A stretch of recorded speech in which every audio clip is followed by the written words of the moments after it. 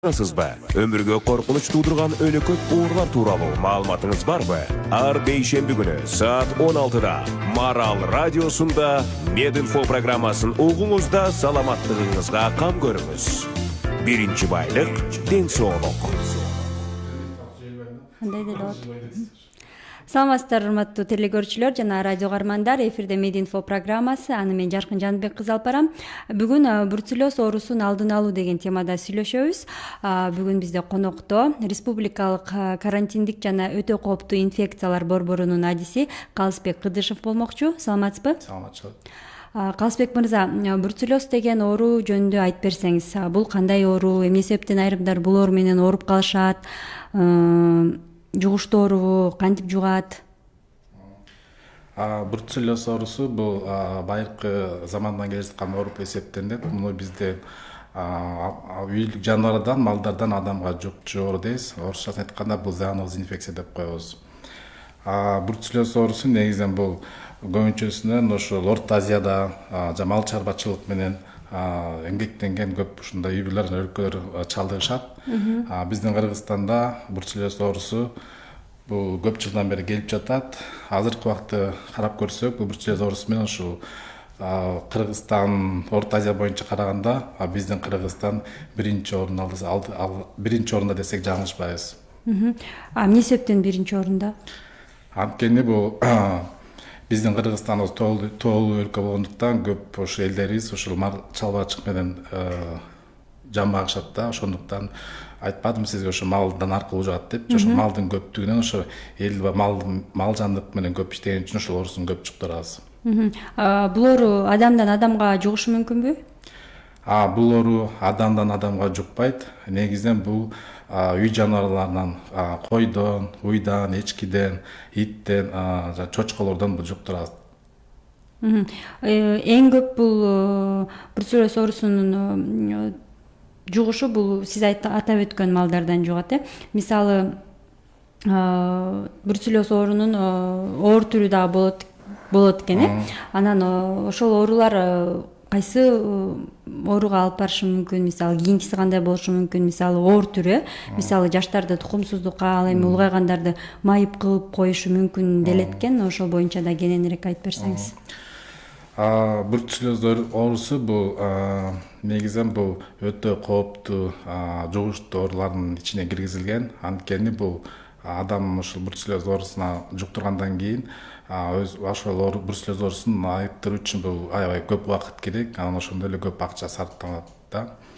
Бруцеллездин менен чалдыккан адамдар бул өзүлөрү эгер ошол жаш өспүрүм балдар болсо мунун тоскоолдуктары көп болот. Анткени сиз айтып кеткендей, жанагы тукумчулукка же жаш келиндер жана боюнан түшүп калган алып келет да. Ошондой эле бул жакшы өз маалында дарыланбаса, бул өнөкөт оорусуна өтүп кетет. Мисал алып кетсек, муун оорулары, кан тамыр оорулары, нерв оорулары жана башка бардык ооруларды ошондой өмүр бою ошол ооруга чалдыгып калып, инвалид болуп калышы мүмкүн да. Ошондуктан биз бул бруцеллез оорусун өтө кооптуу инфекциялардын ичине киргизишкен да. Түшүнүктүү. Урматтуу радио каармандар жана телегөрүүчүлөр, эфирде Мединфо программасы жүрүп жатат. Сиз дагы бизге байланышка чыгып, өзүңүздүн сурооңуздарды берсеңиздер болот. Биздин байланыш номерлер 0312 68 06 06 жана ошондой эле WhatsApp номерибиз 0709 68 06 06 номерлери аркылуу өзүңүздүн сурооңуздарды калтырсаңыздар болот. Биз бүгүн бруцеллез оорусун алдын алуу деген темада сүйлөшүп жатабыз. Конокто республикалык карантиндик жана өтө кооптуу инфекциялар борборунун адиси Калысбек Кыдышев жооп берип жатат. Сиздердин дагы сурооңуздарды күтөбүз. Калысбек мырза, айтсаңыз, ушул бруцеллез оорусуна кабылып калган адамда эң алгач кандай симптомдор болушу мүмкүн? Бруцеллездин эң алгачкы белгилери же болбосо симптомду айтсак, бул негизинен температура болот. Дененин табы көтөрүлүп, анын түнкүсүн бул аябай тердейт. Бул эң бир симптом болуп эсептелинет. Ошондой эле арыкта болот, баш айлануу болот, кузу болот. ошондой эле муун буттары ооруп, тизе айрыкча тизе буттары шишип да кетиши мүмкүн, баспай да алып калышы мүмкүн да. Бул негизинен бул температура, дене табынын температурасынын көтөрүлүшү, анан кечкисин негизинен уктап жаткан маалда тердеши бул ушул симптомдор болуп эсептелинет. Түшүнүктүү. Бизде угарманыбыз бар экен, кабыл алсак. Алло. Саламатсызбы?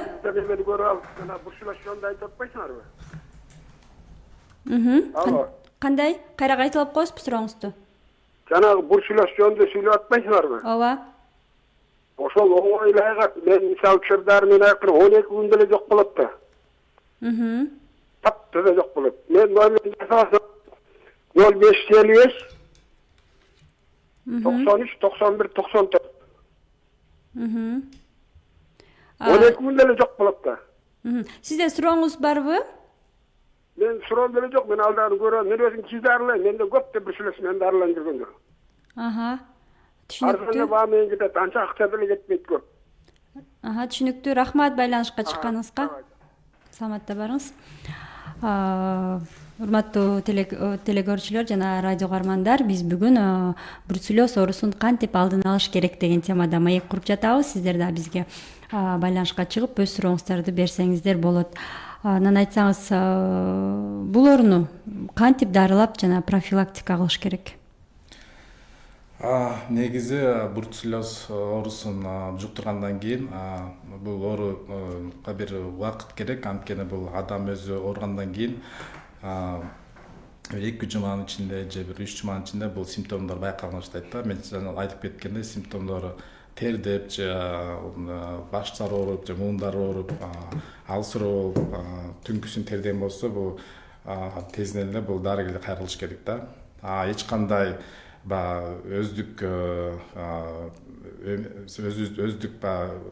айыгабыз деп аптекага барып кандайдыр антибиотиктерди алып андай кылган болбойт да. Эгерде ошол чалдыккан бруцеллез оорусуна чалдыккан адам ошо өзүм эле айыгам, бул жөн эле грипп же кандайдыр бир сук тийип калды деп бир аптекаларга барып дарылар менен өтсө, бул убактылуу басат да, анан кайра эле бул оору берет да.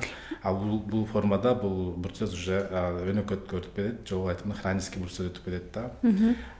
Ушундай жанагындай симптомдор башталгандан кийин дарыгерлерге сөзсүз түрдө катталыш керек. Дарыгерге көрүнгөндөн кийин алар 2 жылдык учет деп коет, диспансерный учет деп коет, ошо 2 жылдан учетко отурулат.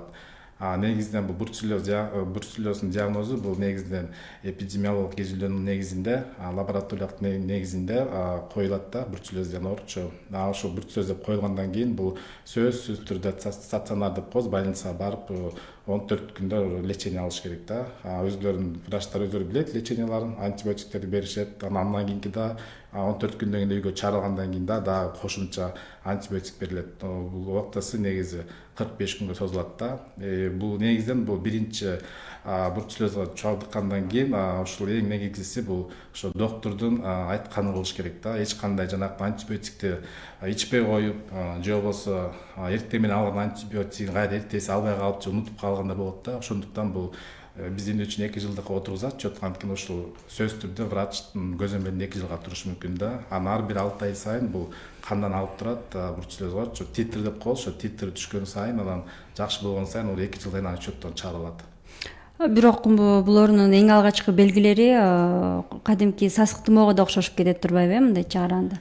Айырмачылыгы эң бир байкалуучу. Бруцеллездин негизи айырмачылыгы бул сасык тумоодо көп деле окшобойт, бирок негизинен бул адам ошо бруцеллезге чалдыккан адам өзү билет да, түнкүсүн кыйналат, муундар ооруп баштайт, температура баштайт да. Ошон үчүн бул биз Кыргызда бар да, ошондой ооруп калсак аптекага чуркап өзүбүздү лечение алабыз да, андай туура эмес да. Анан ушул телевизион аркылуу кайрылып кетип, эгерде силер ушундай температура болсо, өзүңөрдү лечение кылбастан сөзсүз түрдө медиктерге барыш керек да. Баягы үй жандыктар менен көп аралашып жүргөндөргө рахмат. Бизде кийинки угарманыбыз бар экен, кабыл алсак. Алло, Саламатсызбы? Саламатсызбы? Кош келипсиз. Сурооңузду берсеңиз. Оштон чалаттык эле. Ушу малдар бруцеллез менен ооруганда эмне кылыш керек? Жок кылыш керекпи же кандай кылыш керек? Рахмат. Дагы сурооңуз барбы? Анан бизде ошол бруцеллез менен ооругандарды биздин вет врачтар Билгиздей сүйлөшүп эле колбастыга да Бишкекке жөнөтүшөт экен, экиге жөнөтүп базарга кетирилет экен. Ошону да карап коюшса, бизде өтүраштар иштебейт, Кара-Кулжада ушундай 2-3 укуп калдым бир чүлөз менен орду дедиле, аны жок кылбай эле базарга кетирип атышат. Түшүнүктүү. Дагы сурооңуз барбы? Жок, башка суроо жок. Ошону көзөмөлгө алышса жакшы болот эле. Чоң рахмат байланышка чыкканыңызга. Биздин жогорудагы каарманыбыз ушу малдарды, бруцеллез болуп ооруп калган малдарды эмне кылыш керек, жок кылыш керекпи деген суроо. Негизинен бруцеллез менен ооруган малдарды бул негизи жок кылыш керек. Булардын ветеринар служба деген бар бизде. Алардан жумушу негизи ушул качан бруцеллез деп малга диагноз коюлгандан кийин алар өзүлөрү жумушу боюнча алар малдарды союп анан жок кылыш керек да. Бул байке айткандай кээ бир малдар жок болуп союлбай жок элге таралып кетет деп атабы, ошону түшүндүм да. Андай учурларда биздин Кыргызстанда мындай көп эле жерден байкап угуп калатабыз. Негизи башка өнүккөн өлкөлөрдө бруцеллез оорусу негизинен жок. Анткени экономикасы күчтүү болгондуктан ошол бруцеллез деп оору койгондон кийин алар өзүлөрү государство, өкмөт компенсация төлөп берет да, определенный бир акча, ошол малдын акча тургузуп берет. Бизде андай шарт жок болгондуктан элдер ошончо акчасын кетирди, эмгегин кетирди да. Анан кээбир ушу билип туруп эле кээ бир элдер ушинтип союп туруп кошуналарга таратып атат да, ошол акча керек болот деле деп алдаган учурлар да болот да. Кээ бир учурларда ушу билип туруп анан эми кайнатып жебесе эчтеке болбойт экен, же холодильникке тондуруп коюп жиберсе болбойт экен деп да ушундай түшүнбөстүк менен баягы жуктуруп да алышы мүмкүн да. Ооба, ошол сыяктуу мен да көп угуп калдым эле. Мисалы, эң незгиси өпкөсүн жебей койсо болду, калганын бышырып жеп алса эчтеке болбойт деп көп учурда колдонгондорду дагы көрүп жүрөбүз да. Чынында ушул нерсе канчалык туура? Өпкөсүн эле жебей койсо калган эти жегенге туура болобу? Негизинен бул бруцеллез деп коюлгандан кийин малга көбүнчөсүн уйга анан койго, эчкилерге коюлат да. Бруцеллездин оорусу алар ошо ветеринар службалардан кан алып туруп анан ошону диагноз коет да. Анан ветеринар службалар анан барып туруп убойный сек деп коебуз, өзүлөрүнүн ошо убойный сек бар, мал союучу жай деп коебуз, ошого барып бул союп туруп анан малды жок кылыш керек да. Анан кантип жок кылыш керек? Негизинен бул жана колбасный сектор бар да, ошол жака өткөрүш керек. Өткөргөндөн аяктан өзү термическая обработка деп коет, ошол кайнатып, бышырып туруп анан колбасага жылып коет. Анда мындай коркунуч жок болот да, анда боло берет. Кээлери бар союп туруп эле кайра элдерге сатып жеп жатат да, или кандай баасын арзандатып же зарплатага деп же пенсия деп таратып дечи мүмкүн да. Алардан бул корксо болот да. Ал эми өпкө жүрөктөрүнөн деген бул бруцеллез оорулуу мал болсо, бул бруцеллезден да башка да оорулар бар да. Ушундай эхинокоз, андай жана башка оорулар. Алардын ушунча өпкөлөрүнөн, жүрөктөрүнүн боор өпкөлөрүнүн көбүнчөсүн ошолордун өзү эле визуальный деп коет, сырткы көрүнүшүнөн байкап туруп эле анан аларды ыргытып жиберишет да.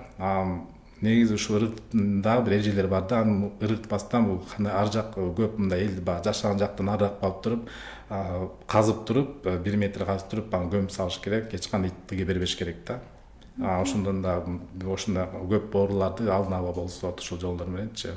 Итке берген учурда аны кайра иттер ташып келет. Иттер алар жеп, алар өзүлөрү жуктура алып, анан ит билеси анан жакында, анан кайра иттен бизге да ушундай адамдарга жуктурат да ооруларды. Анан ушу үй жаныбарларынан жуктура албаш үчүн дагы эмнелерди кылыш керек, билиши керек ошо адам? Биздин азыркы учурда азыр Рев-1 деген вакцина бар. Бул только койлорго, эчкилерге эмделет да, көздөрүндө тамызып эмделет да. Азыркы учурда бул 5-6 жылдан бери болуп келатат. Мунун результаты да аябай жакшы. Көп мындай ошо вакцина чыккандан бери мындай айтсак, бруцеллездин оорусу төмөн түштү да. Ал эми ушул жылдан баштап, былтыркы жылдан баштап дагы штамп 19 бул эми уйларга сайла баштады да. Уйларга сайла баштады. Бул ушул эң бир ушул үйдөгү кой, эчки жана уйлардын бруцеллез оорусунан алдын алуу болуп эсептелинет да. Анткени бул билесиз, бруцеллез только бул ошо малдардан жуктурат да. Ал ошо малдар ошо вакцина алгандан кийин бул оорубай калып, эме болуп калат да, адамдар жукпай калат. Эң бир ушул профилактикасы ошол вакцинация болуп эсептелинет. Анан экинчиси болсо, элди биз көп окутушубуз керек да. Кантип окутуш керек, жанагындай семинарда окутуш керек, ушундай телевидение, радиодо выступать этишибиз керек. Кантип сактаныш керек, колду жууш керек, тамактанганда эттерди жана сүттөрдү жакшылап бышырып, кууруп, кайнатып жеш керек деп. Негизинен бул өздүк гигиенаны сакташ керек эң биринчиден. Дагы бир айтып кетчү нерсе, бул бруцеллез оорусу кантип жугат. Негизинен бул азыркы убакта малдар түштү, тоодон түшүп, жайлаудан түшүп, азыр уже төлдөй баштап турган убак келип атат да, жазында. Ошол убакта эгер бруцеллез менен ооруган малдар болсо, кой, эчки, уйлар болсо, ал ушул түшүп калат деп болот го.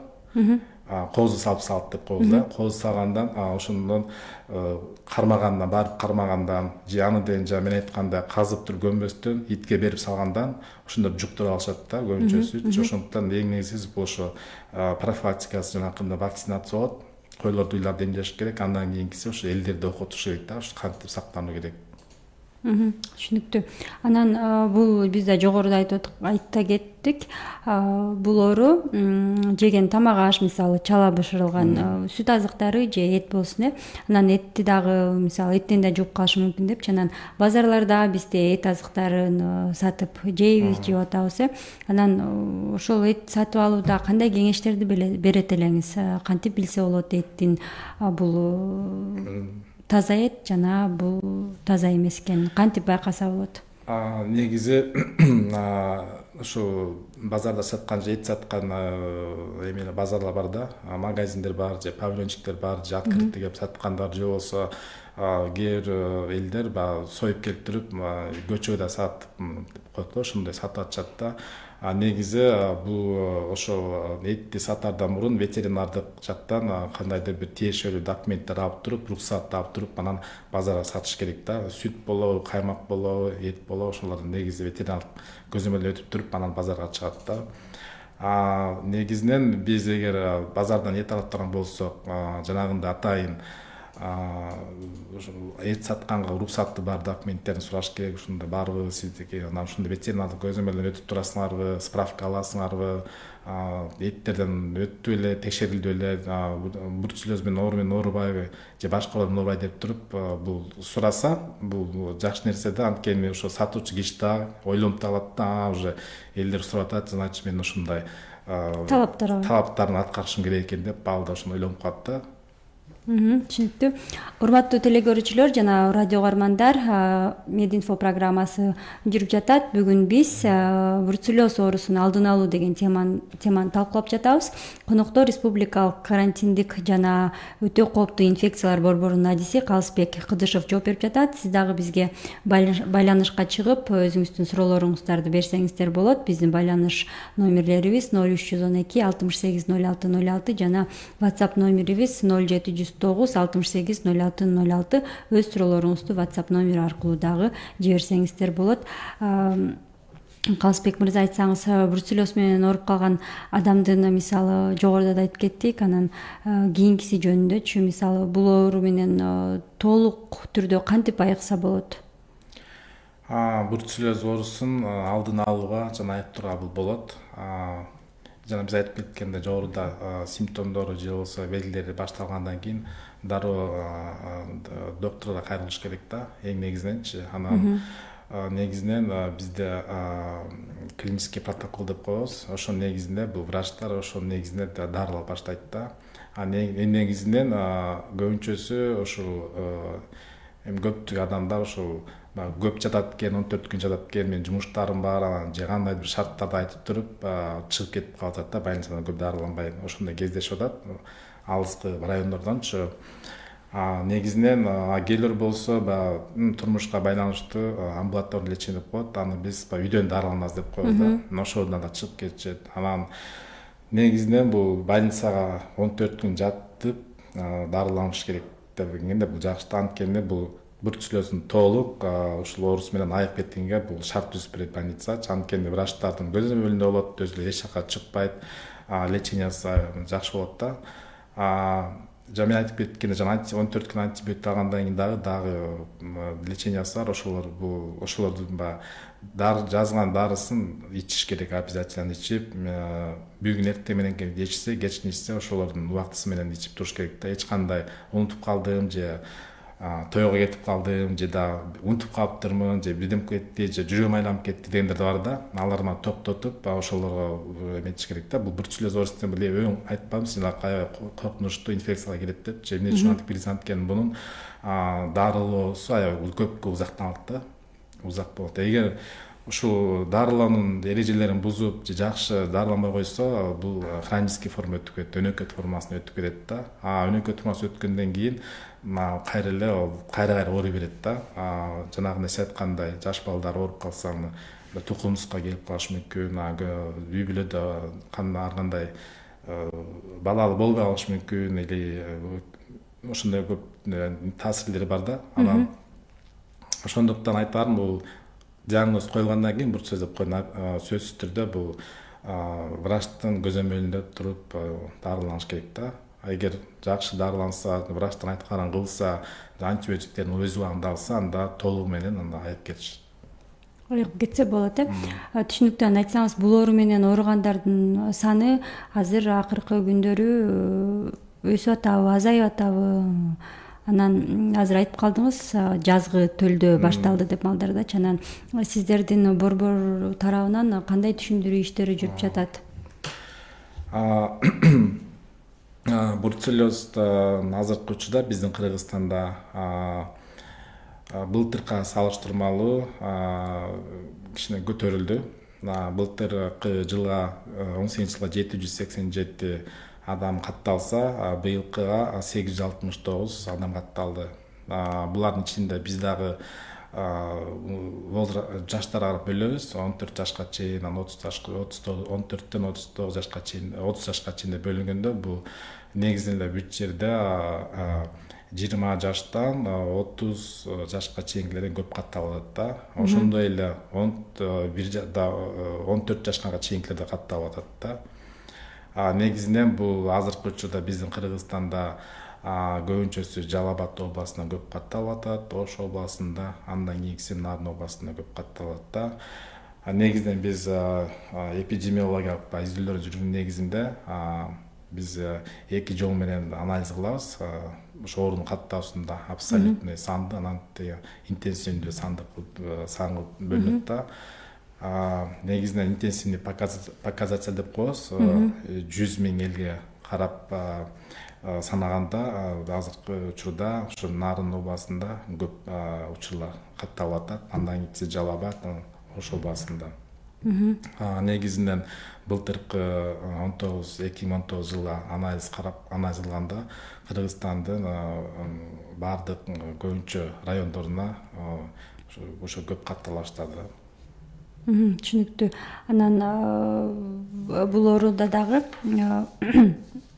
алдын алуу жолдорун дагы да түшүнүктүү кылып айта кетсеңиз, мисалы айтып атасыз, өсүп кетти саны депчи, саны былтыркыга салыштырмалуу быйыл биртоо эле өсүп кетиптир да.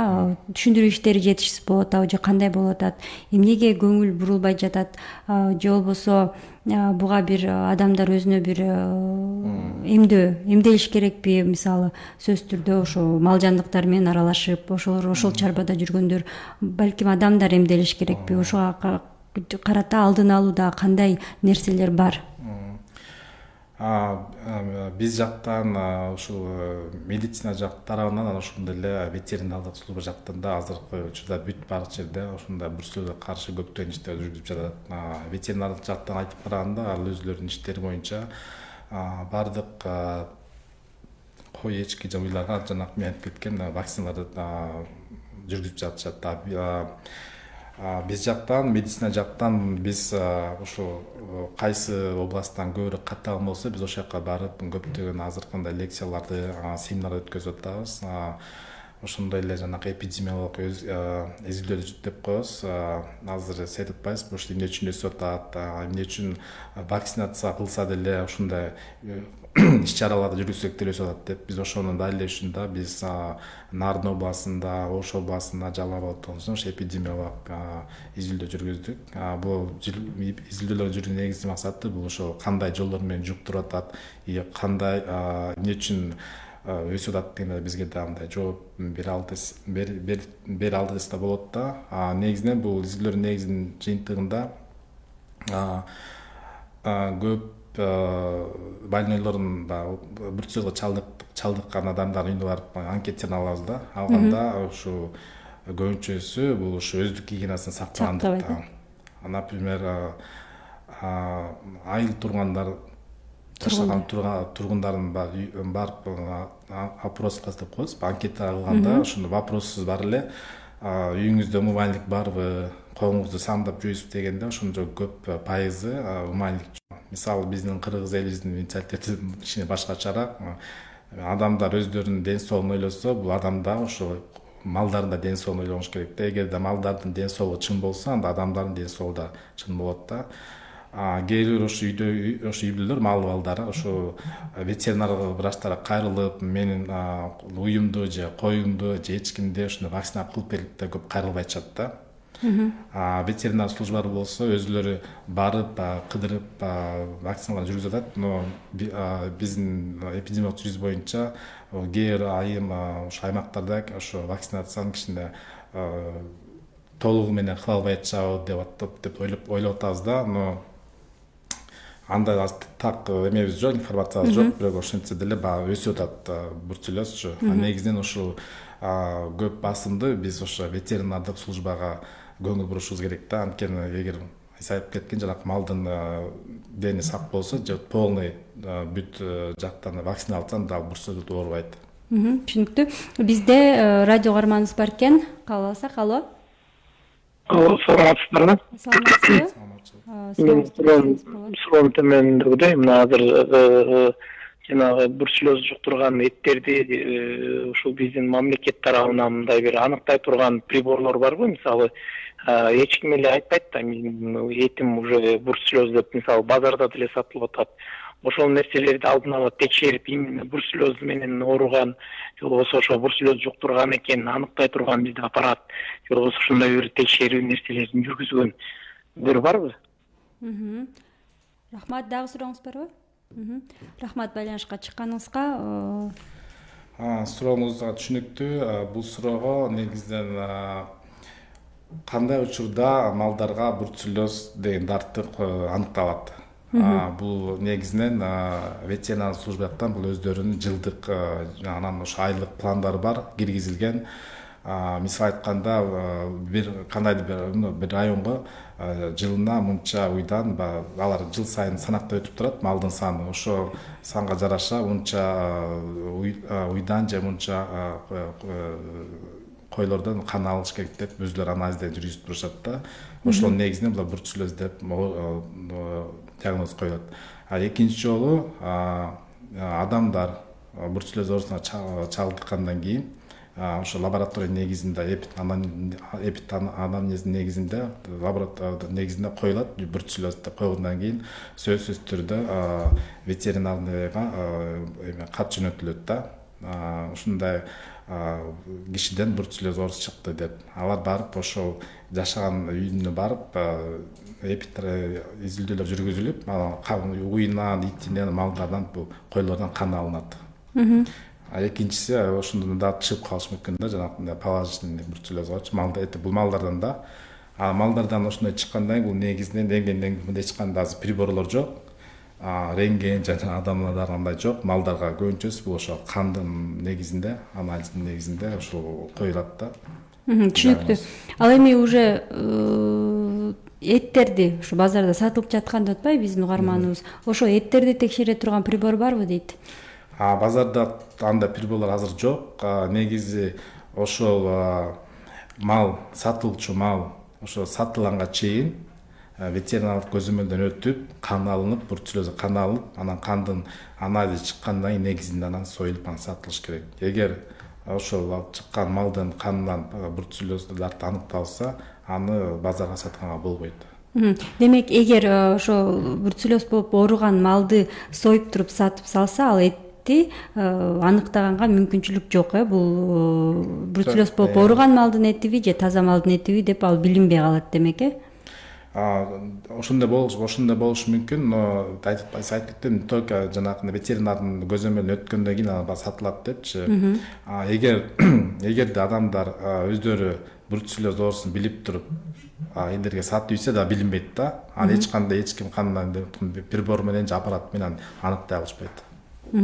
Демек, аны эгер жакшы кайнатып бышырып жесе, балким оору жукпай калышы мүмкүн деген эле нерсе болуп турбайбы? Түшүнүктүү, бизде угарманыбыз бар экен, кабыл алсак. Алло. Алло, саламатсызбы? Саламатчылык, келиңиз, сурооңузду бериңиз. Мен неме сурайын дедим эле, могу ошо бруцеллез боюнча кол буттар ооруйт да. Сиздин Колумдарчы, ошо бруцеллезго каерге анализ тапшырса болот, кайсы больница бар, ошону сурайын дедим эле. Кайсы райондон, кайсы областтан? Сиз кайсыл Бишкек жактан шаарынан эле, Бишкек шаарынан.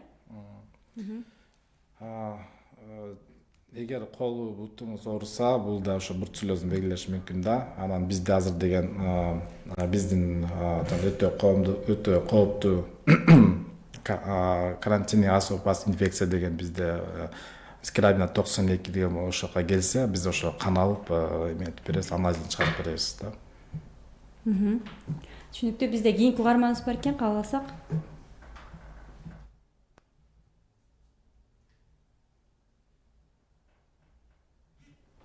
Алло. Так, радио жетишти. Түшүнүктүү. Биз, урматтуу радио каармандар жана көрүүчүлөр, биз программабызды улантабыз. Бүгүн биз Мединфо программасында бруцеллез оорусунун алдын алуу деген темада маек куруп жатабыз. Бүгүн бизде конокто республикалык карантиндик жана өтө кооптуу инфекциялар борборунун адиси Калысбек Кыдышев болмокчу. Маек куруп берип жатат. Сиздер да бизге өз сурооңуздарды берсеңиздер болот. Бизде кийинки коногубуз бар экен, байланышта кабыл алсак. Мен жана жогоруда суроо бердим эле, абдан өкүнүчтүү. Ушу биздин Кыргызстанда ошо 21 кылымда жашап атып, ушул приборлордун жоктугучу. Анан ошол сиздерге анда сунуш. Ушул боюнча сиздер бир өкмөткө кайрылып көрдүңөрбү? Бизде ошондой текшере турган, алдын ала турган эч кандай бизде баягы лаборатория же болбосо приборлорубуз жок. Ошол боюнча бизге сатып бергенге жардам бергиле деген сиздер тараптан бир кат жазуу болдубу? Же баягы жок деп коюп эле, ушундай алдын ала албай эле элдин камсызын эмесин, ден соолугун ойлобой эле жүрө беребизби? Рахмат.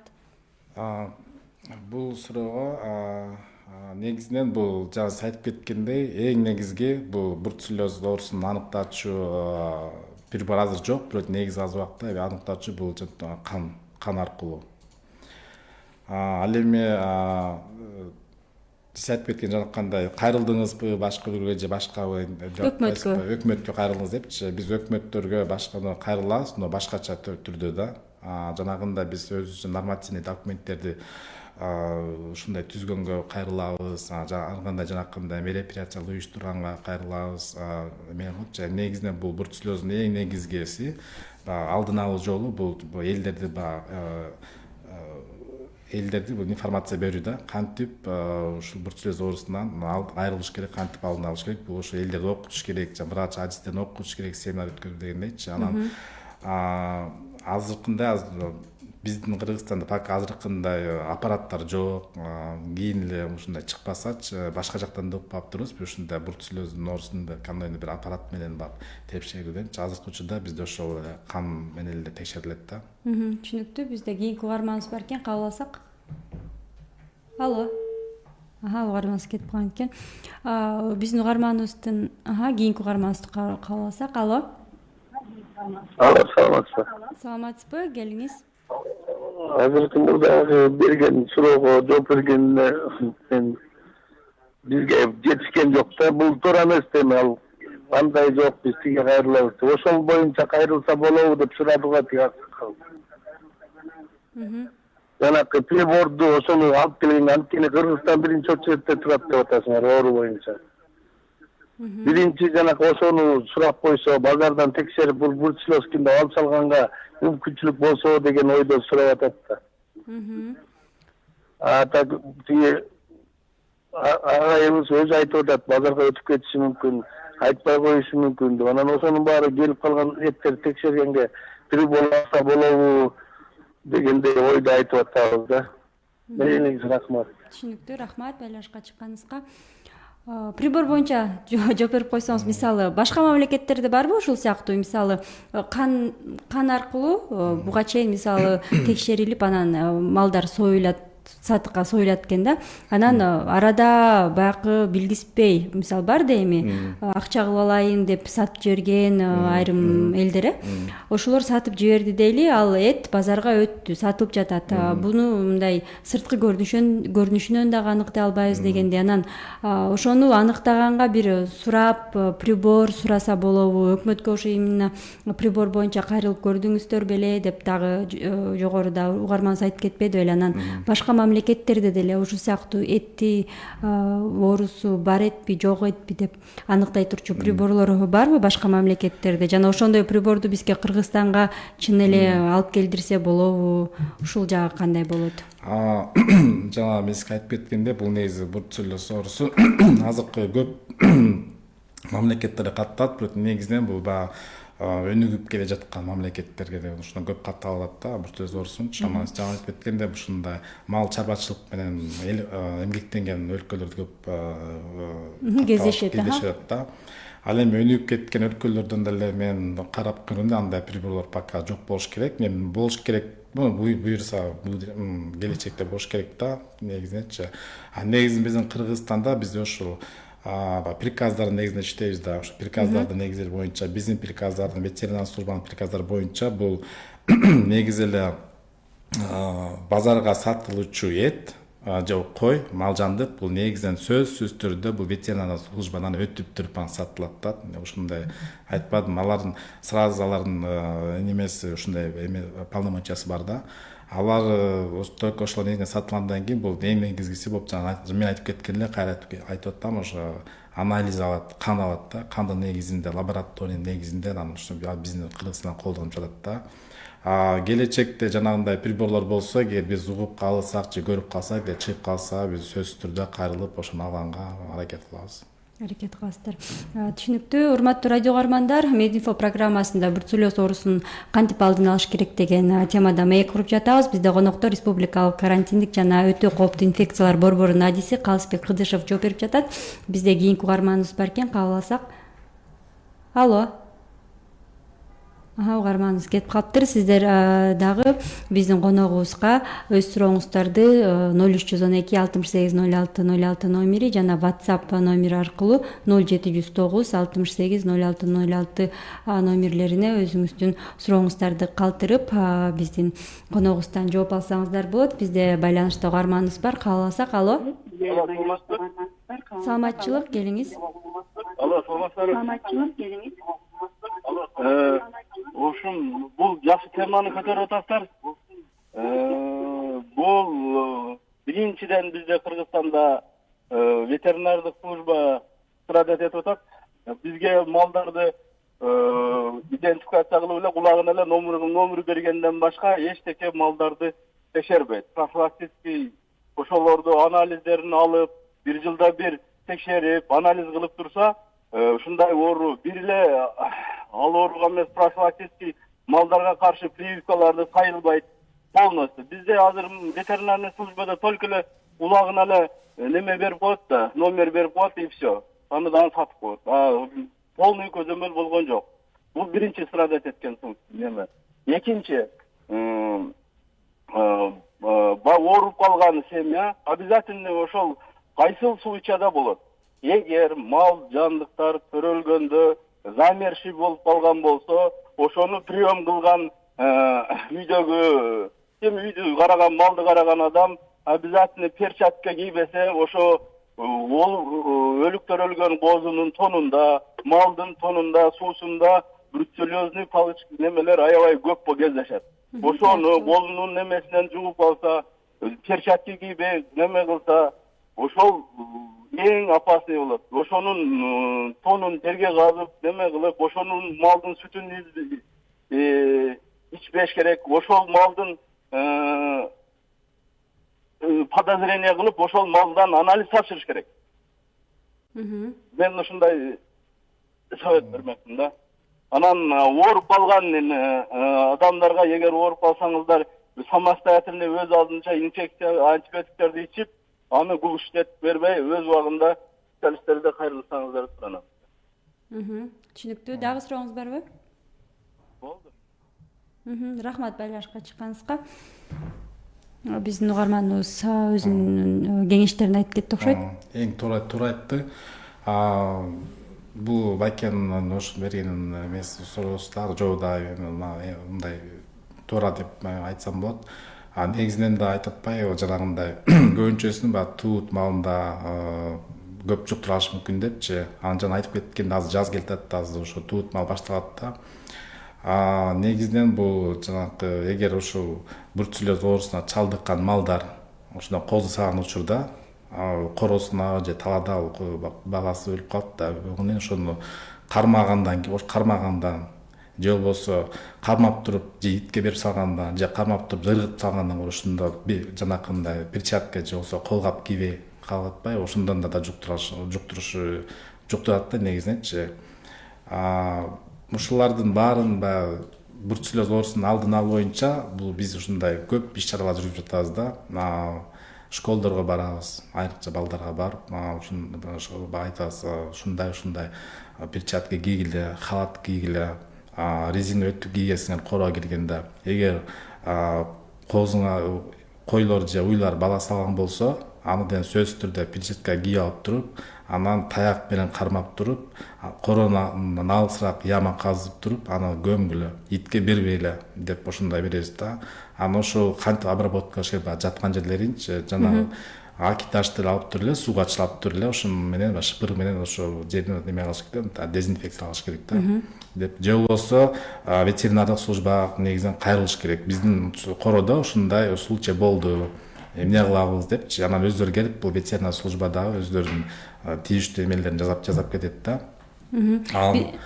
Андан кийинкиси бул негизинен бул жанагы жугунун айтып өткөн нерсем бул ошо биринчиден жанакындай контактный деп коебуз, орусча айтканда түзмө-түз мал менен кармагандан, жанагындай туутка катышкандан жуктуруп атат да. Андан кийинкиси жанагы жаз малында кыркын деп коебуз, койду кыркышат. Кыркканда да ошо терисинде да ошо немелери бактерия жашайт, бруцеллезный.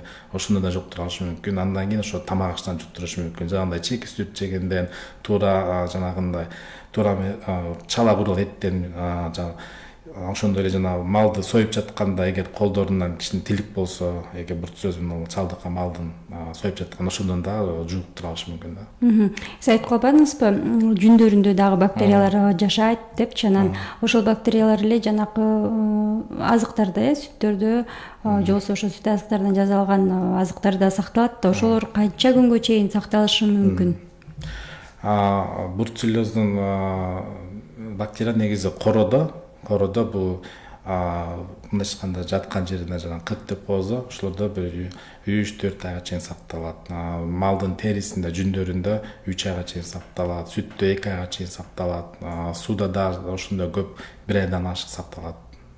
Демек, ошол убакыт аралыгында аны жок кылуу эң туура болот, Түшүнүктүү. Сиз ушул бруцеллез оорусуна адамдар чалдыгып калбаш үчүн, ооруп калбаш үчүн эң негизги кеңешиңизди айта кетсеңиз соңку эфирди жыйынтыктоо катары. Эң негизгиси, маанилүүсү бул адам өзүн сактаныш үчүн азыркында биз айткан маалыматты алгандан кийин ошол маалыматты колдонуп өзүнө калтырбаш үчүн да кошунасына же туугандарына айтыш керек да. Ушундай бруцеллез оорусунун алдын алуу жолдорун, мен айтып кеткен жолдорун айтып бериш керек да. Экинчиден болсо, ар бир үй бүлөдө эгер мал болсо сөзсүз түрдө ветеринардык службага тыгыз байланышта болуш керек. Жана айтпады, биздин ветеринардыга келип биздин малдарыбыз карабайт депчи. Алардын жумуштары көп болуп калышы мүмкүн, же келип калышы мүмкүн, де келбей да калышы мүмкүн. Ошон үчүн ушул нерселерди адам бул медиктердин жумушу же ветеринар жумуш дедим өзүнөн башташ керек болот да. Өздөрү ушундай орун маанисин түшүнгөндөн кийин, билгенден кийин бул сөзсүз түрдө ветеринар служба менен тыгыз байланышта болуш керек. Каждый 6 ай сайын барып туруп чакырып келип, мен малым бар, ошонун анализин алып бергиле, сүтүмдү текшерип бергиле, бруцеллез барбы жокпу деп ошентип туруш керек да. Ошондой эле жанагындай эле өзүлөрү ооруган болсо, сөзсүз түрдө өздүк лечение кылбай, сөзсүз түрдө адистерге барыш керек, медик адистерге барыш керек. Эң эси ошолор болуш керек да. Анан ошо уккан маалыматты сөзсүз түрдө колдонуш керек. Обязательно азыр бизде жаз келип атат, уже тут койлорубуз, уйларыбыз уже төлдөй баштайт. Ошон үчүн сөзсүз түрдө перчатка кийсин. Эгер перчатка жок болсо, элементарный нерсе жанагы продуктовый магазинге барганда салып берет атпайбы, картошка, пияз, конфеттерин, ошолордун пленкасын. Эгер жок болуп калса, случай шашык болуп калсачы, ошону даже кийип деле ошондой колдонсо болот да. Мен ошондой болгон. Бизде жок, акчабыз жок же кандайдыр аптека алыс дегенде ошондой элементарный жанагындайларды колдонсо болот да. Андан кийин фартук кийиш керек. Обязательно сүттү сай турган адамдар болсо, көп сай турган адамдар болсо, ветеринар службага анализ тапшырыш керек. Ага сүткө да анализ алышат да. Анан ошондой эле малдарынан кан алдырыш керек барып. Анан ошондой эле негизгиси ветеринар службага чалып же болбосо келип айтса, вакцинация кыл десек, обязательно вакцина эмне деп коебуз, ошо эмдесин жүргүзүш керек да, койлоруна, эчкилерине, уйларына. Эң негизгиси ушулар. Түшүнүктүү. Калысбек мырза, сиз келип маек уруп бергениңиз үчүн чоң рахмат. Урматтуу радио каармандар, биз бүгүн Мединфо программасында бруцеллез оорусун алдын алуу деген темада маек курдук. Бизде бүгүн республикалык карантиндик жана өтө кооптуу инфекциялар борборунун адиси Калысбек Кыдышев мырза болду. Биз сиздер менен кийинки берүүгө чейин коштошобуз. Оорус ыркоодон алыс болуп, аман болуңуздар, сак саламатта болуңуздар. Ооруп жатасызбы? Дарттын алдын алуунун же ага каршы кантип